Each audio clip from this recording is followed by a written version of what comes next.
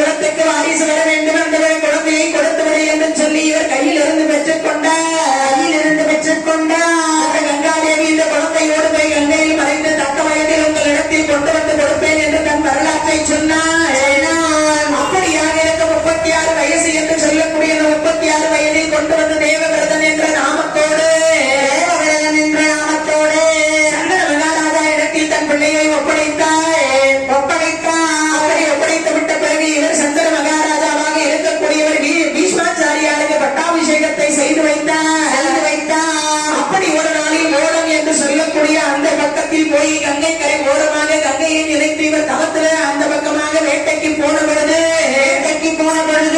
சந்தனவனுடைய மூக்குக்கு ஒரு வாசனை வந்தது. அந்த வாசனை எந்த பக்கம் வருது என்று தேரொட்டி கிட்ட கேட்டா அந்த தேரொட்டியாக இருக்கக்கூடியவர் இந்த பக்கம் வருகிறது என்று சொன்ன அந்த வாசனை வந்த இடத்தில் போய் பார்த்தால் அங்கு ஒரு பெண்ணாக இருக்கக்கூடியவர் இக்கரைக்கும் அக்கரைக்கும் ஓடம் ஓட்டிக் கொண்டிருந்தாள். எனக்கு அந்த பெண்ணு மேல விருப்பம், அந்த பெண்ணை என்னை கல்யாணம் பண்ணிக்க சொல் கேள் என்று சொல்லி அந்த தேவத்தை இடத்தில் இந்த சந்தன மகாராஜா சொல்ல, அம்மா எங்கள் ராஜாவாக இருக்கக்கூடிய இவரை திருமணம் செய்து கொள்ளுகிறாரா என்று கேட்க, அப்பொழுது அந்த பெண்ணாக இருக்கக்கூடியவர் என் தந்தை இடத்தில் நீங்கள் போய் கேளுங்கள் என்று சொல்ல, தந்தை யார் என்று கேட்க, ராஜராஜன் என்று சொல்ல, ராஜராஜனிடத்தில் தேரை ஓட்டிக் கொண்டு போய் தேரொட்டி பெண்ணை கேட்க, மூத்த மகனாக இருக்கக்கூடிய அந்த தேவவிரதனுக்கு பட்டாபிஷேகம் செய்து வைத்திருக்கிறாய். என்னுடைய பெண்ணை நான் இரண்டாம் தரமாக கொடுத்தாய்.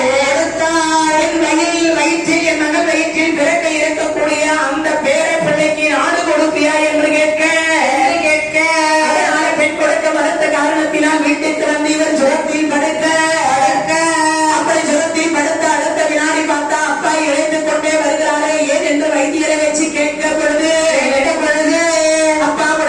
ஒன்றும் இல்லை ஏதோ மனசுக்கு என்று சொல்ல இன்றைய தினத்தில் இருந்து அப்பாவுக்கு உடல் நலம் சரியில்லை என்று பீஷ்மாச்சாரியார் யோசிக்க தேரொட்டியை கூப்பிட்டு கேட்க, அப்பொழுது தாசராஜன் பெண் கொடுக்க மறுத்த கருதியை சொல்ல தேரே அவருக்கு செலுத்து என்று சொல்லி அங்கு போய் நீ எனக்கு பாட்டர் உன் மகள் தான் எனக்கு தாய் என்று சொல்ல